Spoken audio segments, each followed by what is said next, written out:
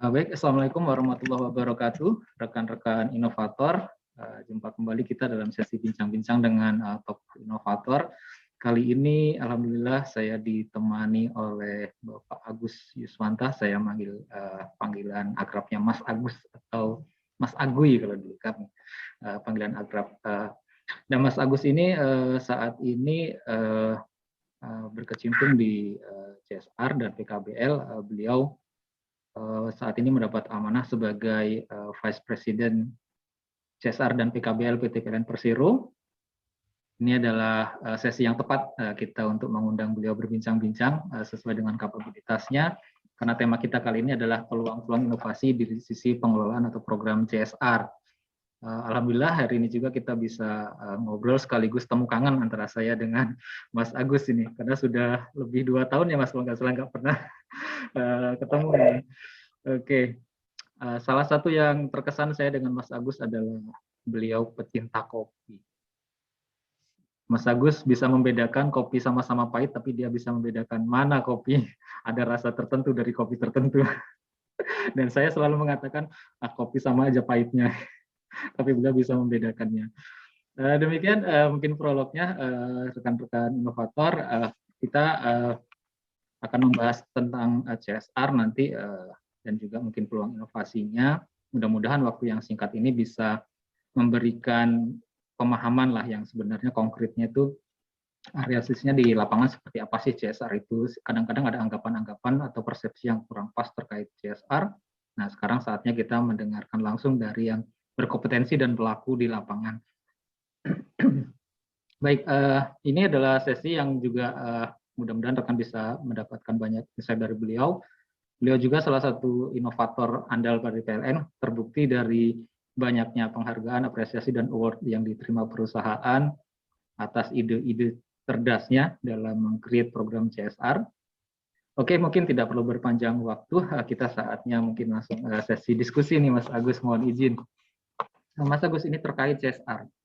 Kadang-kadang dalam diskusi-diskusi tertentu, begitu ada kalimat CSR itu, ada yang berpersepsi, wah ini ada peluang ini, kayaknya ada yang akan bagi-bagi duit ini. Nah, sebenarnya CSR itu seperti apa sih? Kemudian ada saudara kembarnya yang kadang-kadang disebutkan itu PKBL. Sebenarnya CSR itu apa? Kemudian bedanya dengan PKBL itu, realnya itu seperti apa sih contoh programnya? Ya, terima kasih Mas Arif. Jadi, aku sambil share screen boleh nggak ya? Oh, siap. Masih belum bisa, jadi enak. Jadi intinya CSR ya. Itu... Oh, baik. Oke, saya silakan Mas.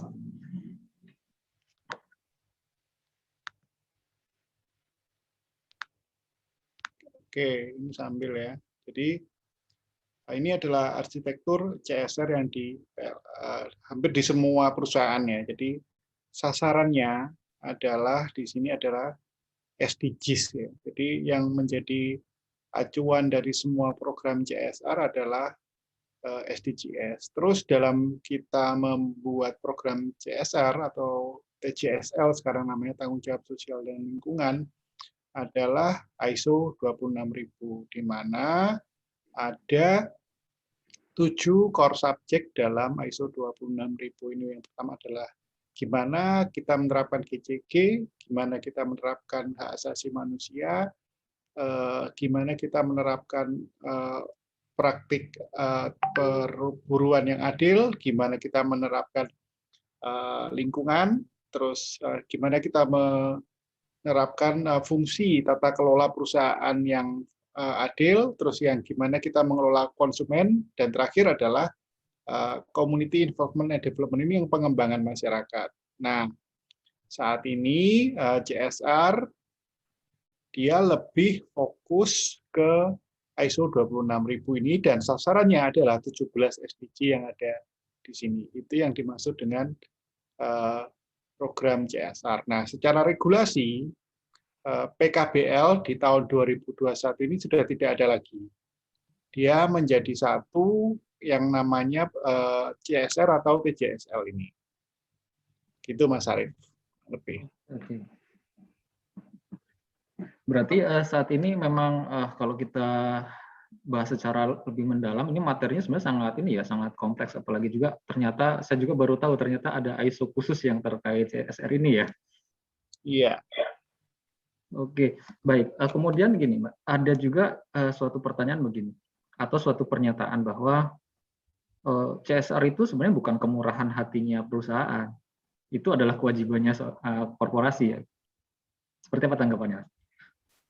Ya, ada dua prinsip dalam menjalankan CSR. Yang pertama, tanggung jawab terhadap satu people ya, manusia, masyarakat, terus planet, ya, itu bumi, lingkungan, dan profit. Profit artinya yang memberikan value bagi perusahaan. 3P itu people, profit, planet itu yang menjadi landasan perusahaan mengeluarkan atau membuat, mendesain sebuah program CSR. Jadi bukan apa namanya semacam filantropi ya atau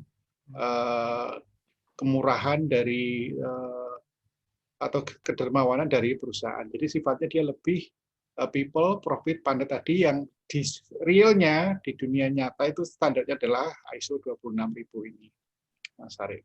Oke, berarti cukup besar ya deviasi pengertian yang berkembang ya. Kadang-kadang ada suatu proposal atau ada suatu pihak tertentu yang mungkin berharap kepada korporasi bahwa ini ada program yang sifatnya kemurahan hati gitu, sehingga mereka berusaha mendekat ke korporasi gitu. Berarti deviasinya cukup jauh ya?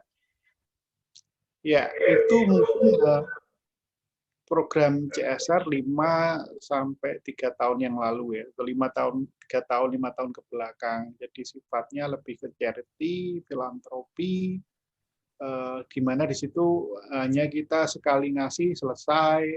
Misalnya kita membantu masjid, terus membantu gereja, membantu jalan di masyarakat. Enggak, kalau kali ini di ISO 26000 ini kita harus ada proses namanya pengembangan masyarakat hingga masyarakat itu sejahtera dan mandiri, itu kata kuncinya. Oke, berarti persepsi bahwa kalau program CSR itu monoton itu juga berarti kesan-kesan di tahun-tahun sebelumnya mungkin ya, karena memang terkesan di orang ya kemurahan hati ya charity-nya seperti itu saja gitu. Berarti itu sudah jauh terlewat berarti ya. Ya, itu mindset CSR 3-5 tahun yang lalu itu, Mas. Iya. Namun masih membekas dan mudah-mudahan diskusi malam ini bisa menjadi insight baru bagi yang menyimaknya. Terima kasih Mas Agus terkait ini perkembangan CSR yang di-share-kan. Nah, kemudian tadi sepertinya sekarang program CSR itu lebih strategik ya, bahkan hal-hal yang besar sampai ujungnya adalah katakanlah ada kemandirian masyarakat begitu. Berarti di sini butuh improvement ya, butuh ide-ide segar untuk mendesain program ya, Mas? Ya, benar. Oke, nah kira-kira kalau proses meng-create ide itu sendiri kalau selama ini katakanlah dilaksanakan di sana, itu kira-kira proses mendapatkan idenya seperti apa ya? Ya, jadi ini hampir dilakukan di semua perusahaan, sudah standarnya ISO 26000. Yang pertama, kita merumuskan dulu isu-isu perusahaan saat ini apa. Misalnya kayak di PLN, isunya adalah tuntutan penggunaan EBT, terus pengelolaan limbah pembangkit, penurunan konsumsi listrik, listrik padam, biaya listrik PPP yang tinggi, resesi ekonomi akibat pandemi, pelestarian lingkungan sekitar pembangkit, dan kendala pembangunan proyek. Inilah isu-isu yang kita petakan terlebih dahulu sebagai dasar dalam kita membuat sebuah program CSR. Dari isu-isu ini, kita petakan siapa stakeholder-nya. Dalam masing-masing program ini siapa stakeholder-nya. Nah, dari situ kita lihat lagi risiko bisnis dari perusahaan itu apa, mulai dari pembangkit, transmisi, distribusi, hingga dia sampai retail ke pelanggan. Nah, sesuai dengan ISO tadi, kita arahkan masing-masing proses bisnis ini, apa sih tujuan SDGs-nya, kita petakan masing-masing. Nah, akhirnya jadi sebuah program CSR. Itu, Mas Arief. Gimana kita mendesain suatu program CSR. Jadi based on isu eksternal internal perusahaan, terus stakeholder mapping, terus analisis resiko. Nah, semuanya itu diselaraskan dengan tujuan pembangunan berkelanjutan dari 1 hingga ke 17. Gitu, Mas Ari. Baik, berarti dalam konteks ini seorang inovator dengan ide-idenya itu, walaupun ide itu memang dibebaskan ya, tapi tetap harus ada, katakanlah, konteks-konteks yang harus diikuti ya, mulai dari struktur pola berpikirnya, urutan-urutannya itu tetap harus mengikuti. Apalagi ini sudah terstandarisasi dari ISO ya. Iya. Oke, baik. Kira-kira Mas Agus, terkait katakanlah inovasi yang tadi disebutkan tadi ya, untuk katakanlah kadang-kadang kan inovasi suka ini ya, perlu perjuangan untuk ini ya, untuk katakanlah mendapat persetujuan untuk dieksekusi ya, untuk diimplementasikan. Selama ini kira-kira untuk di CSR itu bukan trik ya, pendekatannya seperti apa ya apabila ada ide-ide inovasi yang mengangkat tentang program-program CSR baru agar itu bisa mendapat dukungan dari manajemen lah untuk bisa disetujui untuk dieksekusi. Ya, mungkin bayangan teman-teman kan kita dapat proposal, terus kita evaluasi, terus jadilah program CSR. Sekarang logiknya dibalik, jadi gini. Di awal kita mendesain program dulu, misalnya yang terkait tadi isu isu renewable energy. Nah, gimana kita mendorong masyarakat untuk memproduksi renewable energy dari bahan dari bahan yang menjadi renewable energy. Nah, nanti gimana PLN menyerap bahan baku renewable energy tadi ke ke proses bisnis PLN. Tadi kan fair operating ya, jadi gimana kita mendapatkan supply terus mendapatkan input itu dari masyarakat. Nah, di sisi masyarakat gimana kita mengembangkan mereka? Gimana kita mengembangkan mereka misalnya dengan kita melatih mereka gimana mengelola sampah menjadi bahan baku pembangkit. Jadi misalnya jadi pelet. Nah, itu program inovasi itu ya, selain mendukung bagi PLN sendiri, juga mendukung ke masyarakat. Jadi desainnya seperti tadi yang saya sampaikan, mulai dari desain perencanaan hingga dieksekusi, kita sampaikan kepada manajemen BOD, pasti disetujui situ karena secara teknis masyarakat terbantu, PLN juga terbantu dua-duanya. Jadi mulai desain inovasinya itu based on proses bisnis dan analisa risiko kita, terus gimana juga analisa internal eksternalnya itu berdasarkan apa sih kebutuhan masyarakat pada saat ini. Itu Mas. Jadi bukan lagi proposal. Jadi proposal itu belakangan justru malah. Kita ada programnya, baru kita bikin proposalnya. Situ. Baik, kalau bisa katakanlah tadi disimpulkan, berarti ini memang berbeda jauh ya dengan charity atau tadi filantropi tadi ya, yang memang biasanya kalau dua program itu tujuannya adalah kemanfaatan untuk yang menerimanya ya. Dari penjelasan Mas Agus tadi ada sisi juga untuk meyakinkan kepada manajemen bahwa nanti pada akhirnya juga akan ada benefit ya yang akan diterima oleh perusahaan dari program tersebut. Kira-kira kalau benefit itu rata-rata itu akan dirasakan oleh korporat itu bisa dalam waktu jangka pendek atau perlu cukup lama Mas waktunya? Ada yang sifatnya jangka pendek dan jangka panjang. Misalnya jangka pendek ya. Jangka pendek itu misalnya kebutuhan listrik di suatu daerah itu terpenuhi. Terus yang kedua misalnya konsumsi listrik kan saat ini sedang turun masa pandemi, gimana kita menggerakkan UMKM kembali produktif dengan misalnya dengan diskon tambah daya, terus kita bantu dari sisi PLN diskon tambah daya juga kita bantu permodalannya di situ.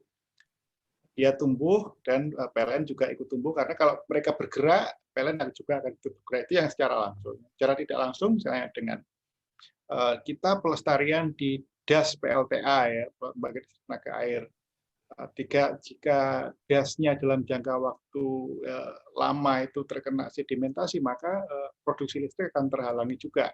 Itu yang sifatnya jangka panjang. Misalnya terus kita penanaman pohon, di daerah-daerah das yang berpengaruh terhadap PLTA itu memberikan dampak yang jangka panjang. Itu yang salah satu contohnya juga. Contohnya juga kalau di bubble realnya, ketika di PLTU terjadi abrasi, nanti akan membahayakan PLTU. Makanya kita rata-rata di situ menanam pohon bakau di daerah-daerah yang rawan abrasi dan dia berpotensi untuk mengganggu beroperasinya PLTU. Itu, Mas. Baik, Mas. Kemudian lebih lanjut terkait masih dengan tema inovasinya ya. Kalau tadi kita cermati kan ada dua pihak lah secara umum yang memang turut berkontribusi untuk bisa mensukseskan inovasi dari CSR tersebut, yaitu dari sisi program yang inovatif yang di-create maupun juga peran yang terlibat ya, dalam ini mungkin masyarakat atau komunitas yang dilibatkan. Kira-kira yang menjadi trigger utama itu kreativitas korporat dalam mendesain program CSR-nya atau justru tuntutan kita kepada penerima manfaat itu yang mungkin harus menjadi prasyarat lah bahwa mereka itu harus kreatif dulu. Ya, di sini gini. Jadi dari hasil pemetaan kita yang sebelumnya, bahwa yang terpenting, yang paling utama yang kita jadi prioritas adalah gimana kita mendesain sebuah program CSR yang inovatif. Jadi pengelola CSR harus bisa mendesainnya dulu. Itu yang penting. Ketika kita bisa mendesain program CSR yang inovatif, selanjutnya proses berikutnya kan kita menentukan stakeholder siapa aja yang terlibat dalam proses desain, dalam program CSR tersebut. Misalnya ketika pembuatan pelet dari sampah yang untuk pembangkit, gasifikasi pembangkit, di situ kan kita pasti perlu memetakan stakeholdernya siapa, misalnya pengelola sampah, dinas lingkungan hidup di situ. Nah, itulah jadi kuncinya adalah di desain. Ketika kita desainnya bagus, terus yang dua stakeholdernya mendukung. Yang ketiga, ada perlu lokal hero. Lokal hero itu orang yang terus-menerus dari masyarakat yang terus-menerus memastikan program ini berjalan. Jadi ketika proses desain hingga eksekusi itu yang lebih berperan adalah pengelola CSR-nya. Tapi ketika untuk mensustainkan itu adalah peran dari masyarakat, lebih utama adalah lokal hero. Oke. Berarti di sini ada ini ya, katakanlah setiap institusi mungkin perlu membentuk atau men-trigger munculnya yang berpotensi diarahkan menjadi lokal hero di lingkup di katakanlah kawasan unit usahanya ya. Iya. Oke, baik. Ini tadi saya rangkum cukup dalam ya, mulai dari bagaimana kita bisa mengetahui seperti apa sih CSR dan PKBL yang mungkin saat ini sebenarnya ada, dan mungkin tadi sudah diceritakan bahwa ada persepsi-persepsi yang sebenarnya sudah ketinggalan dari pola-pola di sekitar 3 tahun sebelumnya, namun sampai sekarang masih melekat di benak mungkin sebagian orang yang pernah mengetahui tentang CSR tersebut. Nah, kemudian setelah tadi disampaikan bagaimana tahapan-tahapannya, kemudian keterlibatannya dan juga butuhnya inovasi dalam meng-create program. Untuk program CSR itu, suatu CSR itu dianggap sukses atau dianggap berhasil itu indikator utamanya apa ya, Mas? Ya, kalau secara internal indikatornya adalah masyarakat itu tumbuh mandiri jadi ini.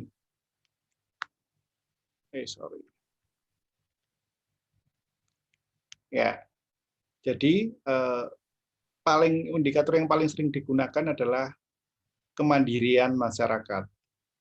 Kemandirian masyarakat. Jadi ketika misalnya masyarakat itu yang sebelumnya belum terorganisir, misalnya dia punya usaha, dia punya kelompok atau kelompok komunitas, ya. Komunitas itu kita desain, ya. Misalnya untuk petani pengelola sampah ya, contohnya pengelola sampah. Kita pertama ketika dia udah bisa mengelola sampah secara mandiri terus menjadi pelet, ya, tanpa ada bantuan lagi. Jadi ketika sudah tidak dibantu, itu adalah indikator kesuksesan. Terus ukurannya apa?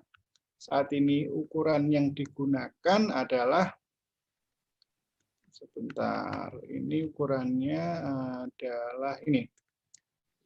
Kita punya standar, dua standar. Yang pertama adalah SROI, jadi adalah Social Return on Investment.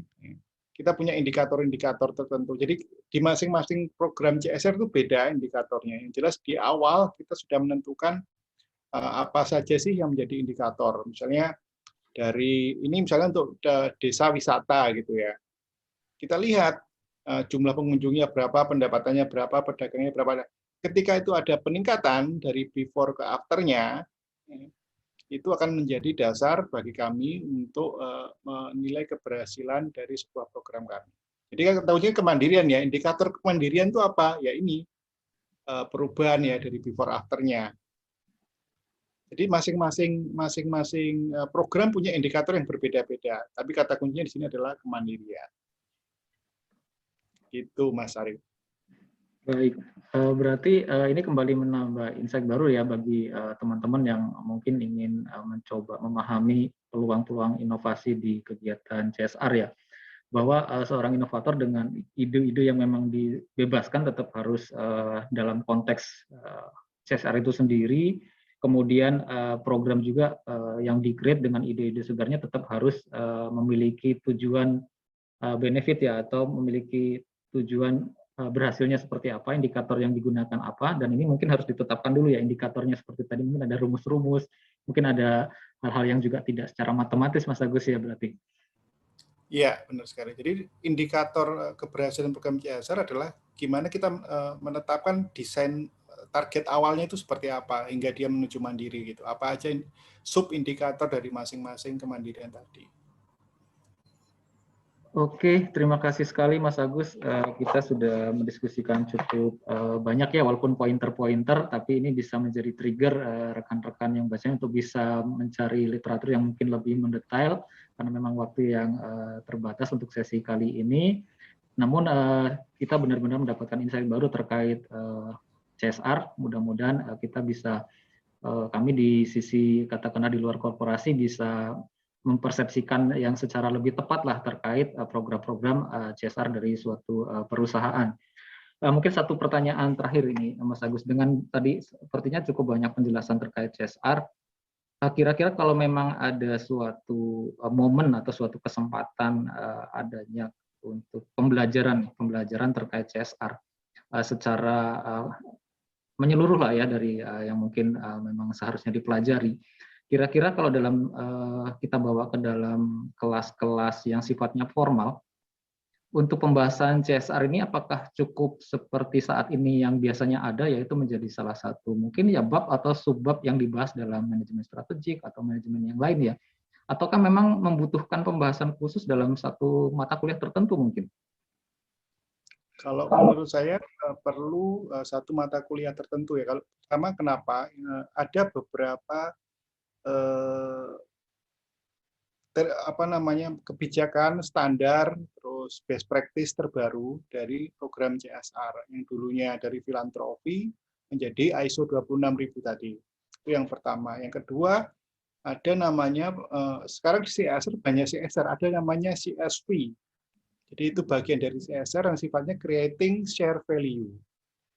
Bentuk realnya seperti apa creating share value? Yang seperti di Bubble, contohnya di Bubble adalah gimana masyarakat berkembang dari sampah, ya, terus di sisi masyarakat itu dapat uang dari sampah, di sisi lingkungan sampahnya berkurang, di sisi PLN dapat bahan bakar sebagai off-taker pembeli dari bahan bakar, hasil sampah kepada pembangkit PLN. Itu yang dinamakan dengan share value. Jadi masyarakat tumbuh, lingkungan terjaga, terus PLN-nya juga tumbuh. Itu namanya CSV sekarang namanya. Jadi bukannya sebenarnya CSR tapi sekarang CSV namanya, creating share value. Jadi perubahan drastis dari CSR, dari filantropi, dari ke CSV itu menurut saya perlu mata kuliah tersendiri. Terus yang kedua sekarang di berbagai best practice-nya di universitas-universitas itu bahkan sekarang sudah ada fakultas CSR dan di Trisakti itu, yang khusus mengelola CSR. Bayangin semua mata kuliahnya adalah tentang CSR, disubkan lagi CSR yang lebih banyak lagi. Kalau menurut saya saat ini karena hampir semua perusahaan menerapkan CSR yang kedepannya dan mulai dari sekarang itu berbasis CSV, saya rasa perlu minimal ada satu mata kuliah sendiri tentang CSR. Baik, terima kasih Mas Agus. Jadi dengan penjelasan yang tadi ini menunjukkan memang CSR itu bukan pelengkap dari suatu strategi perusahaan ya, bahkan ini menjadi bagian hal yang besar ya dalam strategi perusahaan ya, sehingga dari sisi akademisi pun ternyata sudah ada yang merespon bukan hanya menjadi mata kuliah tapi malah menjadi fakultas, Mas Agus ya. Oke, Pak, tadi menarik sekali Mas Agus, ini menjadi istilah dan mungkin juga menjadi trigger kami untuk mempelajari lebih lanjut, yaitu terkait CSV ya. Bagaimana ini sepertinya menjadi bentuk yang ideal ya, yang ideal menurut saya, bahwa ini bukan program untuk menopang, tapi program untuk men-trigger ya, bagaimana kemandirian bisa terbentuk. Namun di sisi lain, korporasi sebagai yang men-trigger itu pun mendapatkan manfaatnya. Baik, terima kasih, mantap sekali Mas Agus. Terima kasih atas sharing-nya. Mudah-mudahan ini nanti bisa menjadi trigger kami untuk mempelajari lebih lanjut, dan mudah-mudahan akademisi yang mungkin juga mendengarkan dan menyimak diskusi kali ini bisa menjadi ide-ide mereka untuk bisa mengembangkan pembelajaran kepada katakanlah anggota akademisinya, sehingga kedepannya pun output dari akademik pun langsung tune in pada saat bergabung di suatu korporasi yang mendapat penugasan khususnya terkait CSR. Demikian, mungkin terima kasih sekali Mas Agus atas waktu dan kesempatannya. Semoga pandemi COVID segera berlalu, ini kita bisa ketemu langsung dan ngobrol lebih lanjut. Siap. Terima kasih Mas Arif. Baik, terima kasih. Demikian rekan-rekan obrolan kita yang dengan waktu yang sangat singkat namun padat tadi informasinya. Mudah-mudahan bisa menjadi penyemangat kita untuk terus belajar, terus mengenal ilmu-ilmu dan juga prakteknya seperti apa realnya di lapangan, agar tidak ada bias-bias informasi maupun bias pemahaman, terutama terkait CSR. Demikian sesi kali ini, mudah-mudahan kita bisa bertemu lagi di sesi yang lainnya dengan inspirator yang berikutnya nanti akan kita sajikan. Terima kasih. Assalamualaikum warahmatullahi wabarakatuh. Terima kasih Mas Agus. Terima kasih Mas Arif.